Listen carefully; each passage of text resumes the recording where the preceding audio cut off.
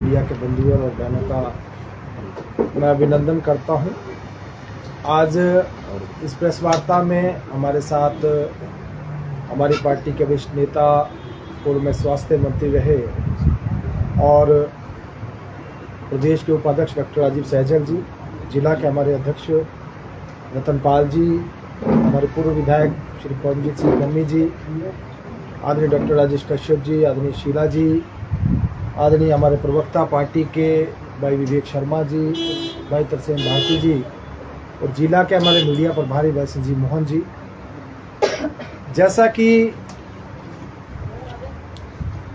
केंद्र सरकार का तीसरी टर्म और मोदी सरकार 3.0 का जो पहला बजट प्रस्तुत किया गया है, उसको लेकर आज मैं आपके मध्य उपस्थित हुआ हूं।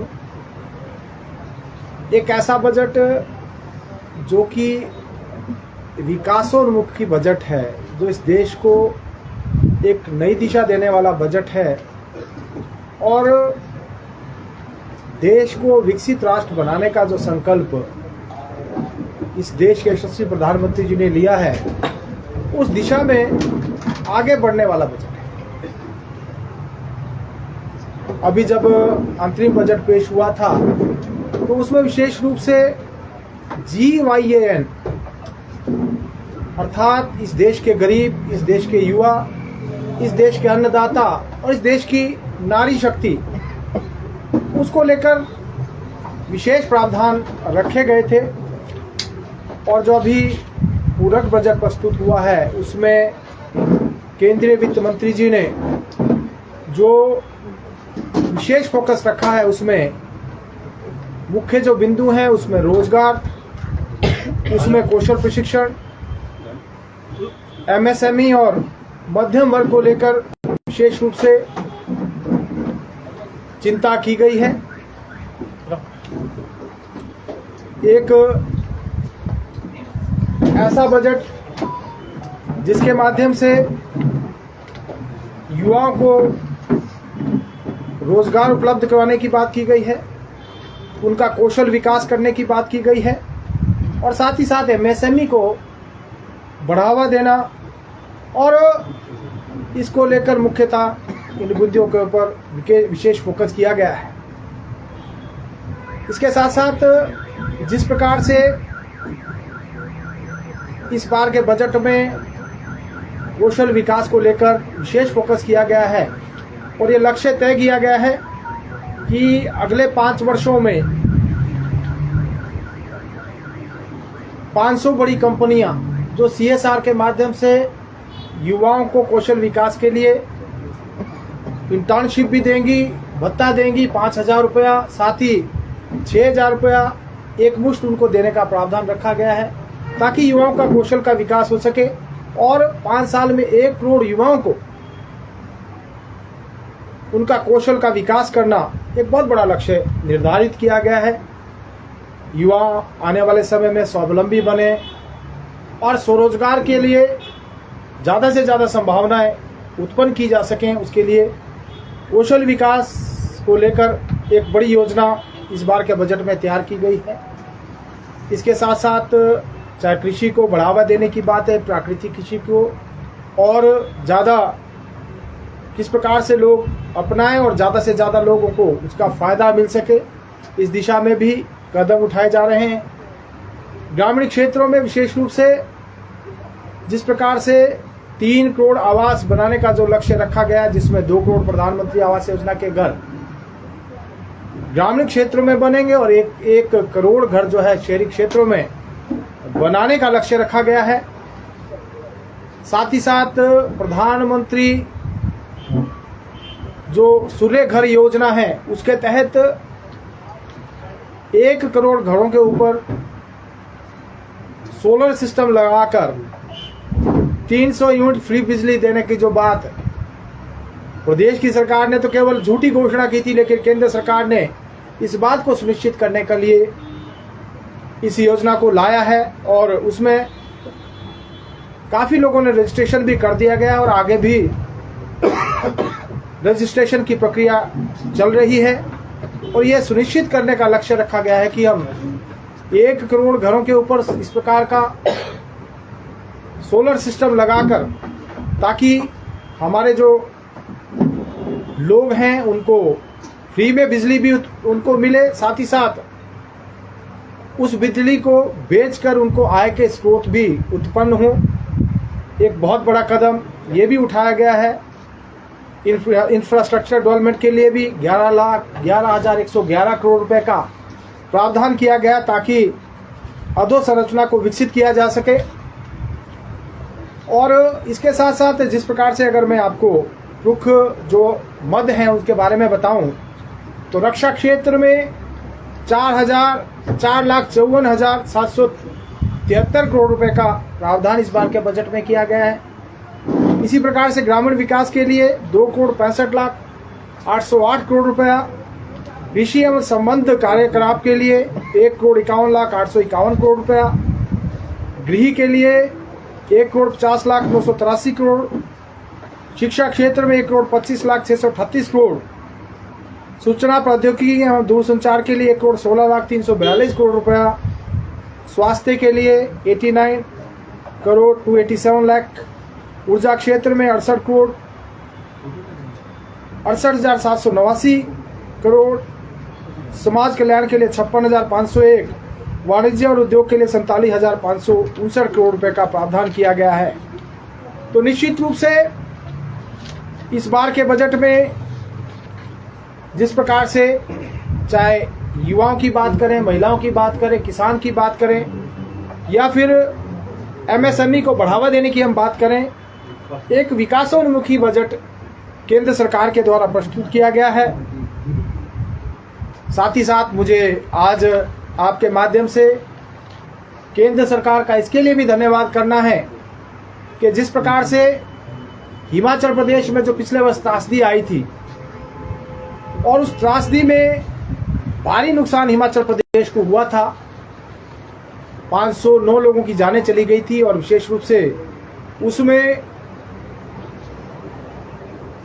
शिमला पार्लियामेंट में बहुत ज़्यादा नुकसान हुआ था। इसके साथ साथ मंडी पार्लियामेंट में भी हुआ था और हमीरपुर और कांगड़ा में भी नुकसान, कुल मिलाकर प्रदेश में भारी नुकसान हुआ था। केंद्र सरकार ने इस बार के बजट में हिमाचल प्रदेश को विशेष रूप से सहायता देने की घोषणा की है। मैं माननीय प्रधानमंत्री जी का और माननीय वित्त मंत्री जी का इसके लिए बहुत बहुत आभार प्रकट करना चाहूँगा।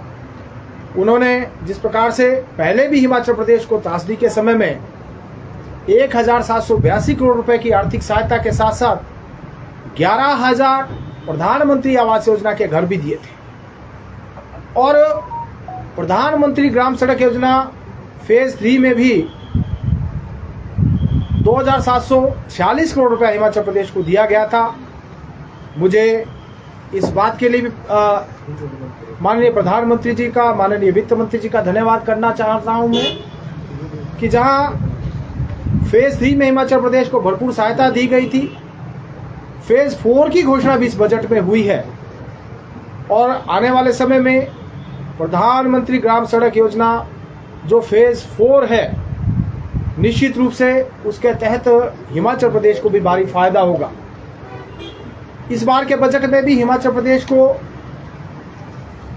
10,351 करोड़ से अधिक का फायदा देने की घोषणा केंद्र सरकार के द्वारा की गई है। इसमें वो चाहे रोड इंफ्रास्ट्रक्चर की हम बात करें, चाहे रेलवेज की बात करें या फिर एयर कनेक्टिविटी की हम बात करें, इन सब को लेकर इस बार जो घोषणा हिमाचल प्रदेश के लिए की गई है। और मैं अगर संक्षेप में आपके मध्य इस बात को रखूं तो जो पठानकोट से मंडी 4 लेन के लिए 1,067 करोड़ रुपया, मटोर से शिमला के लिए 10,512 करोड़ रुपया, 1,000 नहीं है 10,067 करोड़ रुपया ऊपर वाला पठानकोट मंडी के लिए, किरतपुर मंडी कुल्लू मनाली के लिए 13,784 करोड़ रुपया, पिंजौर से बद्दी नालागढ़ के लिए 1,692 करोड़ रुपया, परवाणु सोलन कैथली का शिमला के लिए 7,632 करोड़ रुपया केंद्र सरकार के द्वारा स्वीकृत किया गया है। इसी प्रकार से रेलवे को लेकर 2698 करोड़ रुपया हिमाचल प्रदेश को दिया गया है। और अगर मैं अपने संसदीय क्षेत्र की बात करूं तो उसमें 300 करोड़ रुपया जो कि हमारा अभी पिंजौर से बद्दी रेलवे लाइन का जो काम चल रहा है उसके लिए स्वीकृत हुआ है। इसके साथ साथ हमारे जो 4 अमृत रेलवे स्टेशन बनने वाले हैं उसमें हमारा जो शिमला का रेलवे स्टेशन है उसका भी उन्नयन किया जाएगा। ये मेरे संसदीय क्षेत्र में होने वाला है। कुछ टनल्स का निर्माण भी हिमाचल प्रदेश में इस आने वाले समय में किया जाएगा, जिसमें कि पठानकोट मंडी में 5 टनल हैं, 2472 करोड़ रुपए उसके लिए है। मटोड़ शिमला में 3 टनल्स हैं, 1747 करोड़ रुपए उसके लिए है। कीरतपुर मंडी कुल्लू मनाली में 4 टनल्स हैं, 5632 करोड़ रुपए उसके लिए है। पुरवानू सोलन खेतलीघाट शिमला में 4 टनल, 1231 करोड़ रुपए इसके लिए रखा गया है। तो कुल मिलाकर इस बार के बजट में जहां सभी राज्यों का ध्यान रखा गया है और विशेष रूप से क्योंकि हिमाचल प्रदेश को विशेष रूप से सहायता करने की घोषणा की गई है, तो मैं समस्त जनता की ओर से, अपने पार्लियामेंट की ओर से भी, अपने पार्लियामेंट की जनता की ओर से भी और प्रदेश की जनता की ओर से भी माननीय प्रधानमंत्री जी का धन्यवाद करना चाहूँगा। पिछले कल भी जो अभी 2 दिन पहले त्रासदी आई थी उसको लेकर मैंने शून्यकाल में मुद्दा रखा था और उसमें भी मैंने केंद्र सरकार से आग्रह किया है। वैसे तो पिछली त्रासदी को लेकर वित्त मंत्री जी ने जो कहा है, इसके साथ साथ जो अभी पहली बारिश हुई, मैं कह सकता हूं कि हिमाचल प्रदेश में बड़ी बारिश पहली हुई और उसमें भी भारी नुकसान हुआ है। प्रदेश को विशेष रूप से शिमला जिला का जो रामपुर का इलाका है, जहां समेज खड्ड में भारी बारिश के कारण गांव तबाह हो गया। 36 लोग उस परिवार के लापता, एक ही परिवार के उस गांव के लापता हो गए, जिसमें एक परिवार के भी करीब 15 लोग लापता हो गए और बहुत भारी नुकसान कुल्लू, मंडी और रामपुर में हुआ। तो उसको लेकर भी मैंने कल बात रखी और मैंने केंद्रीय नेतृत्व से आग्रह भी किया है कि हिमाचल प्रदेश को यथासंभव ज़्यादा से ज़्यादा सहायता की जा सके। साथ ही मैं ये भी आपको बताना चाहूँगा, क्योंकि आज आपके मध्य मुझे आने का अवसर मिला और हमारा पार्लियामेंट का सत्र भी चला हुआ है, ऐसे समय में मैंने अपने संसदीय क्षेत्र के लिए, जो विशेष रूप से पहाड़ी क्षेत्रों के लिए जो आपदा इस प्रकार की जैसे हिमाचल प्रदेश में या उत्तराखंड में आ रही है, उसके लिए सभी पहाड़ी क्षेत्रों के लिए एक अलग से प्रावधान करने की भी बात रखी है। क्योंकि पिछले कुछ समय से ऐसा देखने में आया है कि लगातार पहाड़ी क्षेत्रों में, विशेष रूप से उत्तराखंड और हिमाचल प्रदेश में त्रासदी बार बार आ रही है और जान माल का भारी नुकसान हो रहा है। तो समय से पूर्व ही इस प्रकार की कोई जानकारी लोगों को दी जा सके ताकि जान माल का नुकसान ना हो और भारी क्षति जो प्रदेश को होती है उससे भी बचा जा सके। उसको लेकर भी मैंने पार्लियामेंट में भी इस बात को रखा था और मैं आपके माध्यम से ये आग्रह भी करना चाहूँगा और मेरा प्रदेश सरकार से भी आग्रह रहेगा। वैसे मुझे इस बात का बड़ा खेद है कि जहां नीति आयोग की बैठक हुई और उसमें हिमाचल प्रदेश के हितों की बात को वहां रखा जाना था, प्रदेश के मुख्यमंत्री श्री सुखविंदर सिंह सुक्खू जी दिल्ली में होते हुए भी उन्होंने इस मीटिंग का बहिष्कार किया, जहां एक और केंद्र हिमाचल प्रदेश को भरपूर मदद कर रहा है और माननीय प्रधानमंत्री जी ने, चाहे वो पिछली बार त्रासदी आई या अभी त्रासदी आई, माननीय गृह मंत्री जी ने, आदरणीय जगत प्रकाश नड्डा जी ने, जो अभी केंद्रीय स्वास्थ्य मंत्री के साथ साथ भाजपा के राष्ट्रीय अध्यक्ष भी हैं, इन सभी नेताओं ने प्रदेश के मुख्यमंत्री से बात करके हर प्रकार संभव सहायता देने की घोषणा की है। लेकिन दूसरी ओर दुर्भाग्य देखिए कि जो प्रदेश के मुखिया हैं वो स्वयं नीति आयोग की बैठक में सम्मिलित ना होकर किस प्रकार से प्रदेश के हितों के साथ खिलवाड़ कर रहे हैं, प्रदेश की जनता के हितों के ऊपर कुठाराघात कर रहे हैं। मैं समझता हूं इससे खेद का विषय प्रदेश के लिए कोई नहीं हो सकता, क्योंकि बजट का सत्र चला हुआ है और नीति आयोग की बैठक भी हुई। बहुत सारे मुद्दे, बहुत सारी योजनाएं जो कि केंद्र के द्वारा हिमाचल प्रदेश को दी गई हैं, और साथ ही साथ आज जो प्रदेश की हालत हम देख रहे हैं, जिसमें कि प्रदेश में आज विकास नाम की कोई चीज नहीं है। 2 वर्ष का कार्यकाल पूर्ण होने को है। जो पूर्व की योजनाएं उनको तो ये सरकार बंद कर रही है, और उसमें केवल एक ही बात का रोना है, वो चाहे हिम केयर की बात करें या फिर सारा योजना की बात करें या सगुन योजना की बात करें, या फिर जिस प्रकार से अभी हमने देखा कि बहुत सारे स्कूलों को बंद कर दिया गया है। तो जो योजनाएं, जो काम पिछली सरकार के समय में हुए थे, उनको बंद तो कर रहे हैं, लेकिन केंद्र जो हिमाचल प्रदेश को सहायता करता है और समय समय के ऊपर जब भी कोई आपदा या कोई किसी प्रकार की ऐसी परिस्थितियां बनती है, उस समय प्रदेश को विशेष रूप से मदद करता है। ऐसे में मुख्यमंत्री का नीति आयोग की बैठक का बहिष्कार करना, मैं समझता हूं प्रदेश के हित में, प्रदेश के हितों के साथ बहुत बड़ा खिलवाड़ हुआ है। कुल मिलाकर आज की इस प्रेस वार्ता में मुझे केंद्र सरकार के द्वारा जो बजट अभी घोषित हुआ है, और आपने देखा भी होगा कि किस प्रकार से संसद के सत्र के द्वारा इसके ऊपर विस्तृत रूप से चर्चा भी हुई है। वो चाहे स्वास्थ्य क्षेत्र की बात है, चाहे शिक्षा की बात है, या फिर हर क्षेत्र में जिस प्रकार से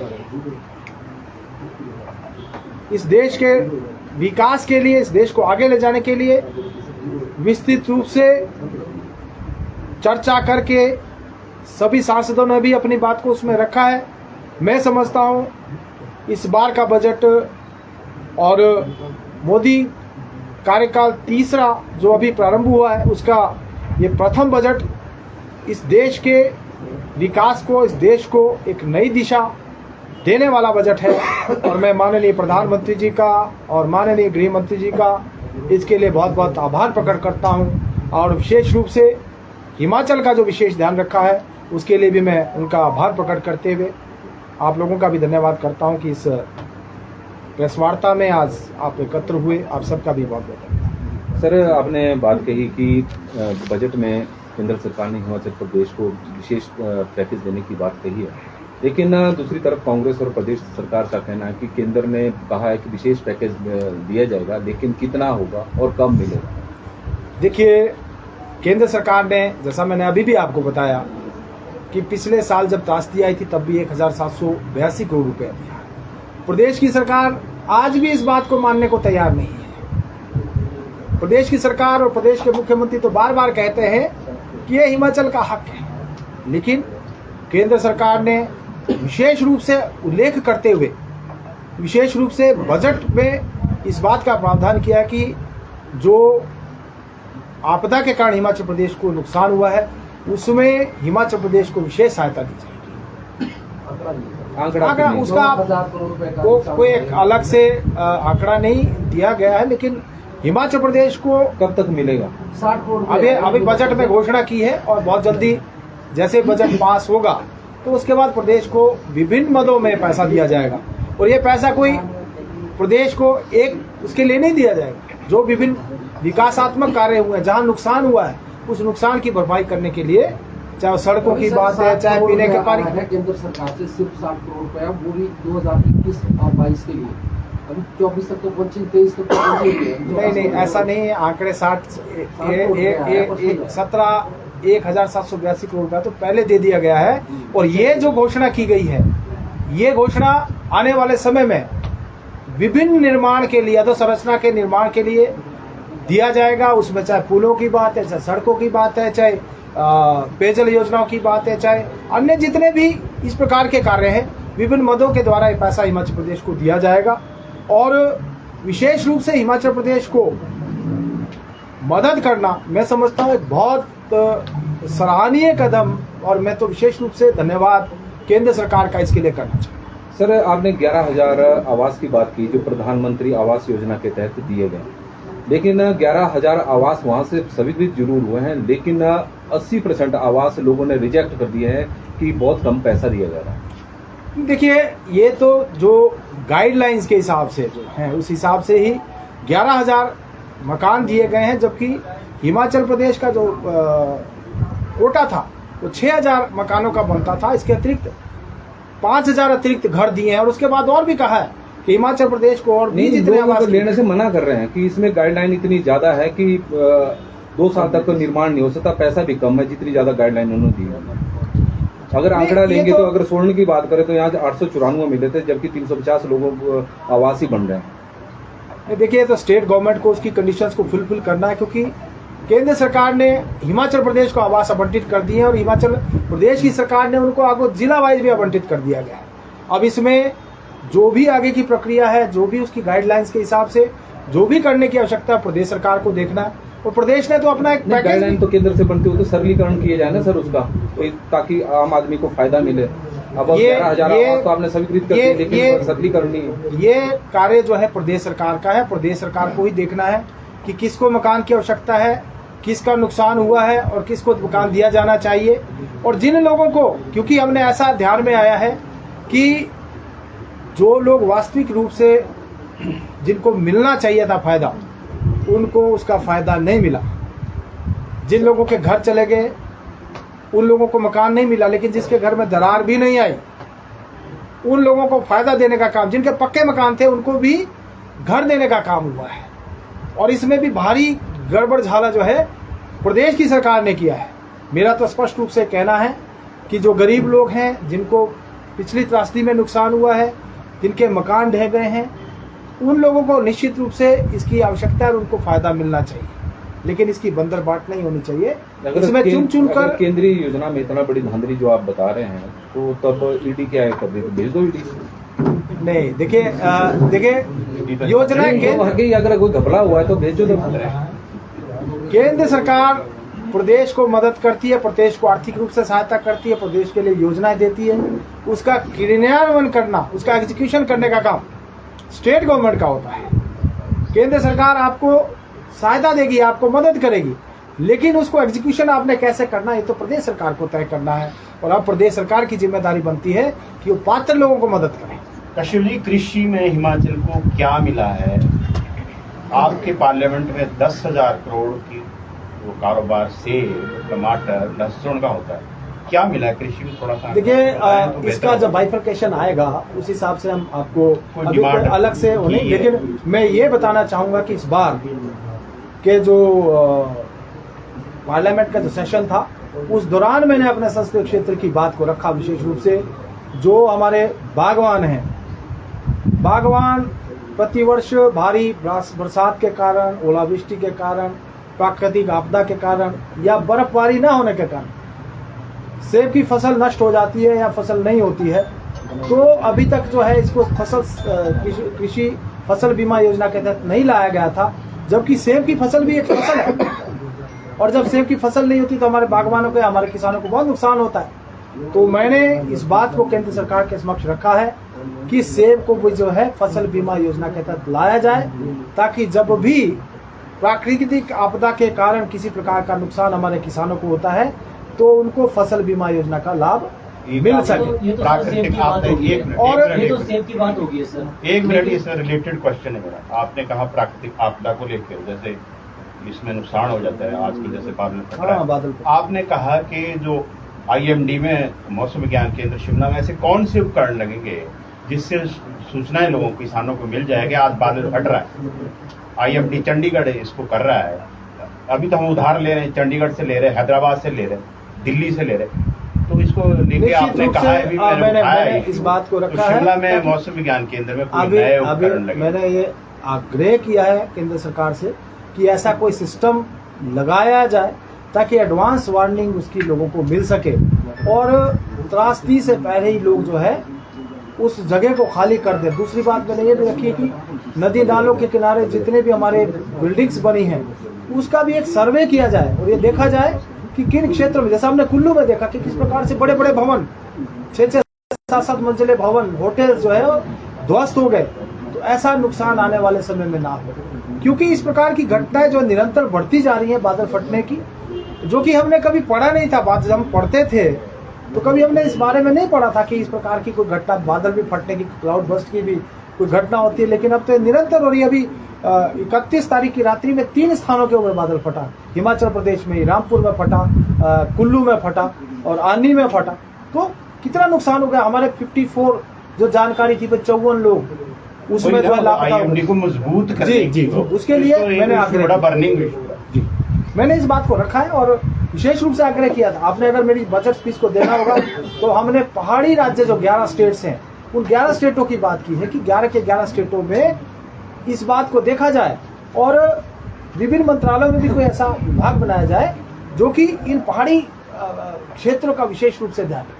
सर, हिमाचल प्रदेश के लिए स्वास्थ्य के लिए कितना बजट रखा गया है? देखिए अलग से कोई बजट का कोई अलग अभी केंद्र बाइफरकेशन नहीं हुआ। अगर आपके संसदीय क्षेत्र की बात करें तो एक बहुउद्देशीय हॉस्पिटल बन रहा है जिसमें करोड़ों रुपया जो है ठेकेदार का पेंडिंग पड़ा है और काम जो है खड़ा हुआ है। कौन सा? ये जो आपने नाहन मेडिकल कॉलेज की नाहन का भी है और इधर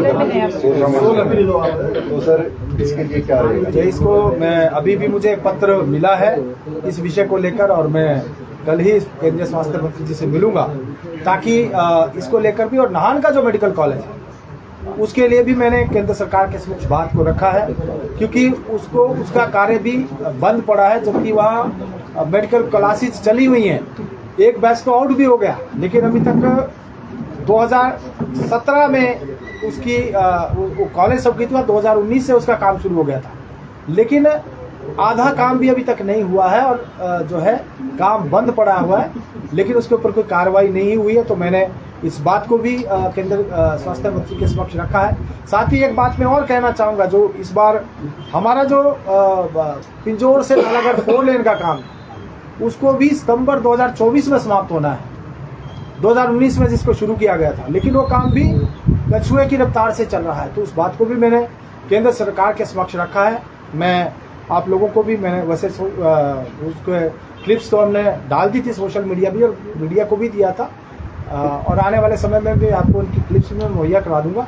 इस विषय को भी मैं प्राथमिकता के साथ मैंने रखा है और इसके अलावा भी हमारा प्रयास रहेगा आने वाले समय मेरे संसदीय क्षेत्र के जितने भी विकास के मुद्दे हैं या इस प्रकार की जो भी समस्याएं, जैसे आपने अभी सोलन का मुद्दा ध्यान में लाया, निश्चित रूप से आज भी केंद्र सरकार के ध्यान में उसको हम लाएंगे ताकि जितनी भी केंद्र प्रायोजित योजनाएं हमारे मेरे संसदीय क्षेत्र में चली हैं या मेरे प्रदेश में भी चली हैं उन सारी योजनाओं को किस प्रकार से हम गति दे सके उसके लिए हम काम। बोलो और ये देखिए हमारे लिए तो बड़ा मतलब दुख का विषय ये है कि आज तो केंद्र में हमारे स्वास्थ्य मंत्री हिमाचल प्रदेश से हैं और यहाँ की सरकार जो है फिर भी उसका फायदा नहीं उठा पा रही। इससे ज्यादा दुर्भाग्य क्या हो सकता है?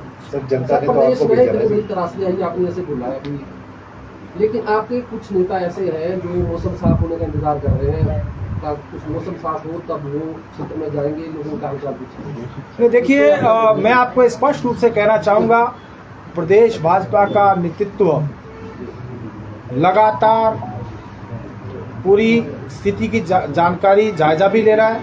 डॉक्टर राजीव बिंदल जी जो प्रदेश भाजपा के अध्यक्ष हैं पूरी टीम के साथ कल रामपुर में थे।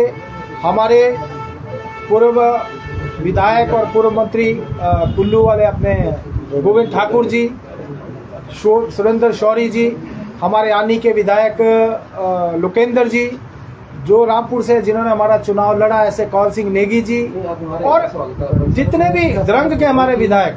आपके सांसद कह रहे हैं कि हम तब मैं आऊंगी जब चले ये विषय मेरे ध्यान में नहीं, लेकिन मैं आपको बताना चाहूंगा कि हमारा नेतृत्व, पूरा नेतृत्व, जयराम ठाकुर जी कल प्रधानमंत्री जी से मिले हैं इसी बात को लेकर।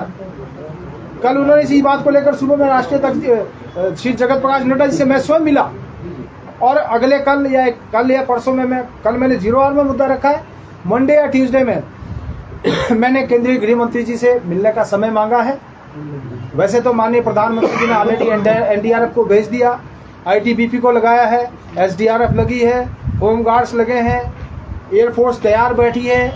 पूर्ण रूप से हिमाचल प्रदेश की एक क्षण की जानकारी जो केंद्रीय नेतृत्व ले रहा है, लेकिन फिर भी ये हमारा भी दायित्व, मेरा भी दायित्व है कि मैं भी, जबकि ये मेरे शिमला जिला है लेकिन ये मंडी कॉन्स्टिट्यूंसी, लेकिन फिर भी मैंने कल इस मुद्दे को 0 आवर के अंडर जो है शाम को केंद्र सरकार के समक्ष रखा है, ताकि हिमाचल प्रदेश को हर प्रकार से सहायता मिले, क्योंकि ये केवल मेरे संसदीय क्षेत्र का या मेरे मंडी संसदीय क्षेत्र का मुद्दा नहीं है, ये पूरे प्रदेश का मुद्दा है। हिमाचल प्रदेश की बात है, और हिमाचल प्रदेश की बात को रखना ये मेरा भी कर्तव्य है, हम सब का कर्तव्य है, उसमें चाहे पक्ष के लोग हैं या विपक्ष के लोग हैं, क्योंकि ये प्रदेश हित की बात है, प्रदेश की जनता के हित की बात है। तो मैं इस बात को कहना चाहूँगा, आने वाले समय में भी मैं जैसे ही मुझे समय मिलता है, मैं वैसे पिछले कल भी ट्राई किया था, लेकिन व्यस्तता के कारण कल समय नहीं मिल पाया, लेकिन मैंने कल मुद्दा केंद्र सरकार के समक्ष रखा है। अगले 1-2 दिन में मैं मिलकर और हम सब मिलकर इस मुद्दे को जो है केंद्र सरकार के समक्ष रखेंगे, ताकि प्रदेश को हर संभव सहायता मिल सके। आपने रेलवे बजट की बात की, 300 करोड़ का बजट केवल एक जो चंडीगढ़ बद्दी के लिए है, और इसके अलावा जो 2698 करोड़ रुपए है, और 4 हमारे जो और रेलवे स्टेशन मैं आपको उसके बारे में भी बता दूं, जिसमें मैं आपको एग्जैक्ट नाम उनके मैं बताना चाहूँगा। ये हैं, इसमें शिमला है, पालमपुर है, बैजनाथ है, पपरोला और अम्ब, 5 हमारे जो वर्ल्ड क्लास के लिए 5, 4 नहीं, मैं 4 कह गया, 5 जो है, जिसमें ये वर्ल्ड क्लास के हमारे जो है रेलवे स्टेशन बनने वाले हैं। इसके अलावा भानुपल्ली, बिलासपुर, नंगल, तलवाड़ा और चंडीगढ़ बद्दी रेल लाइन के कार्य जो है उसको गति मिलने वाली है, और 2698 करोड़ रुपया, जिसमें चंडीगढ़ बद्दी रेल लाइन 300 करोड़ रुपया, Bhanupalli Bilaspur very rail line के लिए 1700 करोड़ रुपया, नंगल डैम तलवाड़ा के लिए 500 करोड़ रुपया, और अन्य प्रोजेक्ट्स के लिए 198 करोड़ रुपया हिमाचल प्रदेश के लिए सब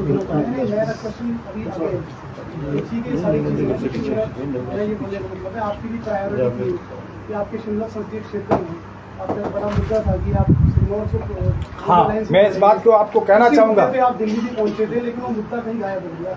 नहीं, देखिए, मैं आपको बताना चाहूँगा, जो आपने अगर मेरे बजट भाषण को आप देखेंगे, उसमें मैंने स्पष्ट रूप से मांग की है कि जगाधरी पांवटा साहिब कालाअंब को रेलवे के साथ जोड़ा जाए, क्योंकि ये एक बहुत बड़ा औद्योगिक क्षेत्र है। उसमें चाहे हम पांवटा साहिब की बात करें, कालाअंब की बात करें, मोगीनंद की बात करें, ये पूरा एरिया इंडस्ट्रियल एरिया है। और मैंने विशेष रूप से इस बात का उल्लेख किया है, इस बात की मांग की है कि इसको रेलवे के साथ जोड़ा जाए। ये ऑलरेडी प्रोजेक्ट, इसका जो है सर्वे का काम चला हुआ है, और मैं आपको ये बताना चाहूँगा, क्योंकि इसमें विशेष रूप से हरियाणा का ज़्यादा हिस्सा आता है, तो हरियाणा गवर्नमेंट इस काम को कर रही है। मैं आपकी इसकी एक्चुअल जानकारी भी बहुत जल्दी दे दूंगा, क्योंकि मेरा प्रश्न भी इसके बारे में लगा है।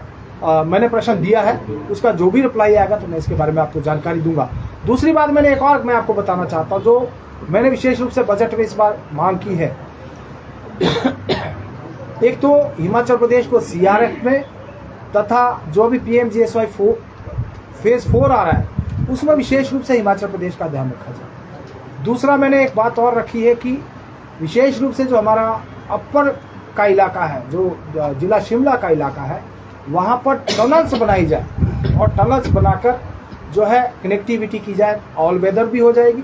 दूसरा, जो जाम की समस्या है उससे भी जो है निजात मिल पाएगा। तो मैंने ये बात भी केंद्र सरकार के समक्ष रखी है कि अगर टनल्स बनेगी तो ये मुद्दा नामांकन में वो मुद्दा भी है, वो विषय चल रहे हैं। अब अभी तो मेरा ये मतलब सत्र शुरू हुआ है, ये मुद्दे आने वाले समय में पहला ही सत्र है, तो आने वाले समय में ये भी है, जो हमारा जो कैंट एरिया है वहाँ पर, क्योंकि आर्मी एरिया होने के कारण रोड अंदर से नहीं जा सकता, तो टनल प्रस्तावित है। इसी प्रकार से जो कालाअंब से पांवटा साहिब 4 लेन वो भी प्रस्तावित है, उसका भी DPR बना, कंसल्टेंसी का काम चला हुआ है, कंसल्टेंसी का काम उसका भी चला हुआ है। ऐसा बहुत सारे काम है जो कि मेरे संसदीय क्षेत्र में आज हो रहे हैं, और जो कि जिन कामों को तेजी देने की आवश्यकता है, जिसकी बात मैंने पहले भी की है। ऐसे बहुत सारे प्रोजेक्ट्स आज मेरे जैसे मेडिकल डिवाइस पार्क नालागढ़, आज प्रदेश सरकार उसके ऊपर राजनीति करने की कोशिश कर रही है, लेकिन केंद्र सरकार ने उसकी स्वीकृति दी है। हमारा परवाणु से जो शिमला 4 लेन है, इसका काम चला हुआ, ब्रिजेस का काम चला हुआ, ये भी कनेक्टिविटी का काम चला हुआ। इसी प्रकार से जो पांवटा साहिब से हाटकोटी के लिए जो ग्रीन कॉरिडोर नेशनल हाईवे बन रहा है, उसका काम, जिसके लिए लगभग 2400 करोड़ 2340 करोड़ का उसके लिए स्वीकृत हुआ है, उसका भी काम चला हुआ है। और मैं एक चीज और आपको बताना चाहता हूँ, इस बार मैंने केंद्र सरकार के समक्ष BSNL की कनेक्टिविटी को लेकर भी बात रखी है। ये मुद्दा मैंने 377 के तहत रखा है, जिसमें कि मेरे संसदीय क्षेत्र में 171 BSNL के टावर्स लग रहे हैं, जिसमें 102 टावर तो ऐसे हैं जो 2G से 4G होंगे। बाकी जहां कनेक्टिविटी नहीं थी उन क्षेत्रों में भी, क्योंकि हम देखते हैं कि पहाड़ी क्षेत्र में कनेक्टिविटी का इशू है, बहुत सारे ऐसे क्षेत्र हैं जहां पर कनेक्टिविटी नहीं है, तो उसके लेकर एक बात जारी 6G में, अब तो 6G की बात हो रही है, BSNL सरकारी होने के बावजूद 4G की बात कर रहे हैं। नहीं, मैं तो 5G और 6G मैं जो आपके समक्ष रख रहा हूँ, मैं BSNL की कनेक्टिविटी की बात कर रहा हूँ कि जहाँ कोई भी नेटवर्क नहीं है। जैसे कि चूड़धार में भी BSNL का टावर प्रस्तावित है, उस बात को भी मैंने रखा है, ताकि चूड़धार में भी कोई कनेक्टिविटी नहीं है, इसलिए वहां पर भी कनेक्टिविटी दी जाए। तो उसके साथ साथ मैंने एक बात और रखी है, प्रदेश के आपने ना बड़े मुद्दे रखे हैं। एक मेरा सवाल इसमें BSNL को इसको कर दूं। एक बात और रखी है कि बेहतर कनेक्टिविटी के लिए शिमला से लेकर चंडीगढ़ के लिए वाया पुरवाणु, जो हमारा नेशनल हाईवे के साथ साथ OFC केबल बेटर कनेक्टिविटी के लिए उसको ले किया जाए, क्योंकि वो बीच में रोड बनने के कारण जो डिस्कनेक्ट हो गई थी। दूसरा, पोंटा साहिब से लेकर हाटकोटी होती शिमला, जिससे शिमला के साथ साथ देहरादून को भी कनेक्टिविटी बेहतर हो जाए, उसके लिए भी OFC केबल बिछाने की मांग की है, ताकि ये जो है बेहतर कनेक्टिविटी और इस क्षेत्रों में भी मिल सके।